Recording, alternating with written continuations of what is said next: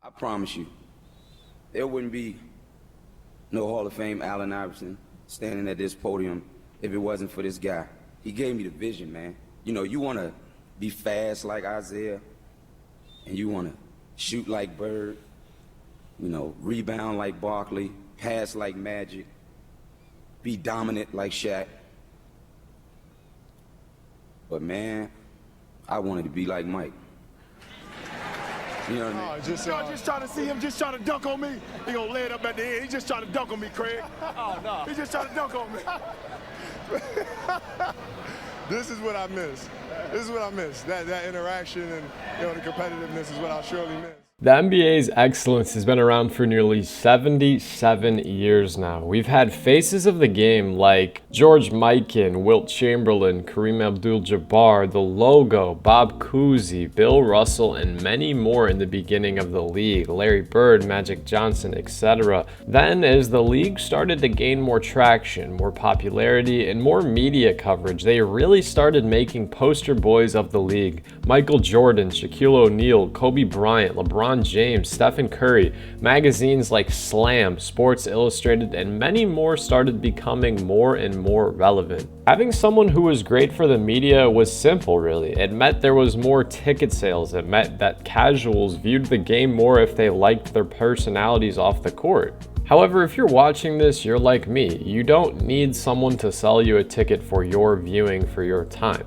You just enjoy the NBA. You enjoy watching your favorite player or your favorite team go out there and compete night in and night out. However, whether you'd like to admit it or not, the last 20 odd years or so, LeBron James has been the NBA's poster boy, and his time is starting to come to an end. In his time as the league's #1 marketing piece, he has been nothing short of amazing. He's won NBA championships, he's done ad campaigns, he's made the All-Star weekend more fun with silly moments, and much, much more on and off the court. Countless accolades, funny quotes, hilarious just LeBron being LeBron, saying things like, I said he was going to, before the game even started, when I seen, I said he was probably going to score 70 tonight.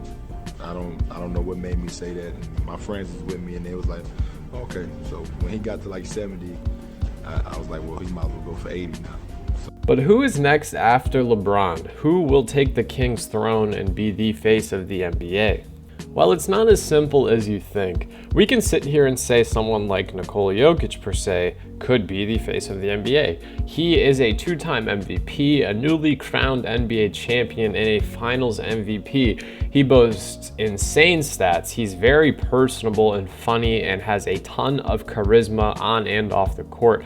However, he is not a big fan of the media. That's not to say that, again, he's not funny and personable. It's just his choice. You know, he's not big into bringing his family life into the limelight. He's not big into doing interviews, podcasts, really anything outside of being great at basketball is kind of a big no-no for him. We kind of see the same type of dynamic with guys like Luka Doncic and Kawhi Leonard. They are phenomenal NBA players with talent as far as Aaron Rodgers can throw a football. However, outside of their dynamic play and their hilarious personalities that are full of charisma, they aren't really wanting to take the brunt of the media's focus, which is totally understandable. They're not going out of their way to post on social media or do podcasts, where if you compare the last two faces of the league, who I would like to say were Steph Curry and LeBron James, we're seeing Steph Curry's daughter in constant interviews after the games, from when she was just a baby to now. She's walking into the tunnel with Steph, obviously from Zuri to Bronny to Bryce, the entire Savannah, even the entire James family. We are very, very familiar with them. Guys like, Luka Doncic, Kawhi Leonard, Nikola Jokic, they aren't going out of their ways to, push their family business and family life into your life because, quite frankly, it's not really any of our business. However, if you're the face of the league, if you're attracting casual people, like think about your mom or your dad. If they don't watch any basketball, they are going to read something. It's just like how a bunch of fans are watching the NFL Super Bowl because Taylor Swift is Travis Kelce's partner. This is exactly what it's like. If Savannah and LeBron do something cool off the court and then they make the NBA Finals, people will watch the NBA Finals because they are big fans of the James family. Anywho, this whole, pushing to the public, being a big media guy, it eliminates a lot of the most talented players in that age demographic because, quite frankly, they're just not into it. However, the newer, younger generation of basketball, the Chet Holmgrens, the Tyrese Maxeys, the Trae Youngs, Jalen Williams, a lot of these guys are growing up with applications like TikTok. Now, me personally, I do not use TikTok. I don't really co-sign the use of TikTok. However, they are already putting themselves in the media before entering the NBA. They're doing stuff that casuals, or like I said, people like our parents who never really watch basketball but are kind of getting into social media, they might see a funny TikTok and say, hey, that's funny. They're personable, they're relatable. If they're in the NBA Finals or the NBA playoffs, maybe I'll tune in and watch. Guys like Trae Young even have their own podcast. Draymond Green has his own podcast. Tons of NBA. Michael Porter Jr. started his own podcast. Tons of these guys are putting themselves out there.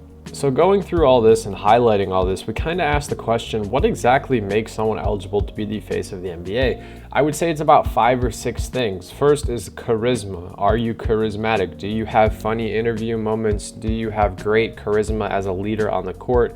Your passion for the game. Are you passionate about basketball? Do you even care enough to have legendary quotes and have, people follow in your footsteps like your teammates, your coaches, your fans? Are you influential? Are you like Mike? Are you like Allen Iverson, LeBron James, Kobe Bryant, Shaquille O'Neal? Can you influence a generation by just being you? Skill. Are you even skilled enough to be the poster boy, be the logo, be the man that everyone's speaking about?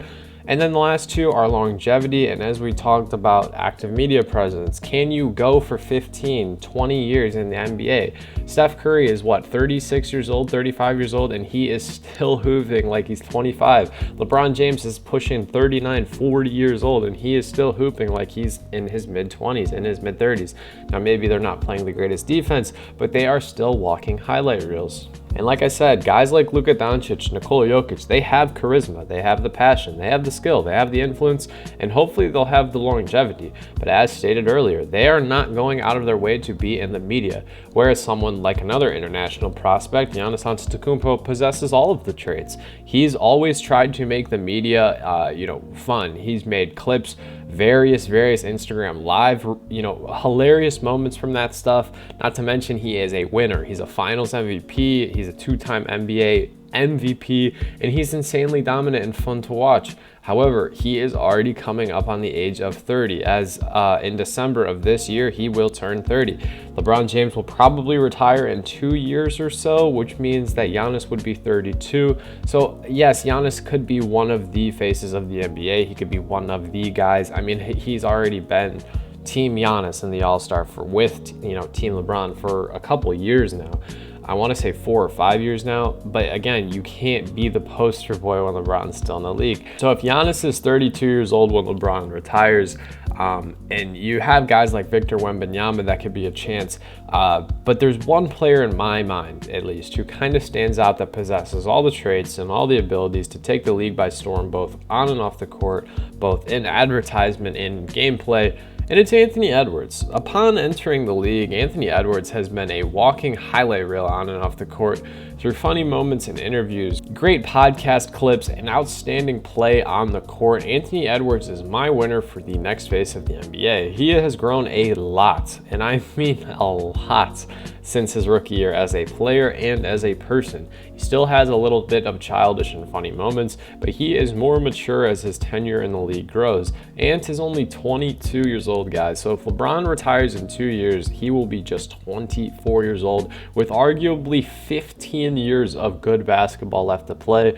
At just 22, he's a Rookie of the Year, a 2-time All-Star, and he is working on his clear first All-NBA season while leading the Timberwolves to the #1 seed in the Western Conference with a record of 39-16, while Anthony's numbers continue to grow as he does. This season, he's averaging nearly 27 points a night, and through his entire career, he has stayed very, very healthy.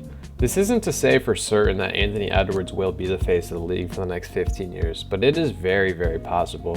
Let me know in the comments below what you guys think. Is it going to be Ant? Will it be Victor? Will it be Luka? Will it be someone else? Chet Holmgren maybe? Just let me know what you guys think. If you made it this far, I appreciate your support as always. Hope you all have a great rest of your day. Stay happy, healthy, and blessed. Peace.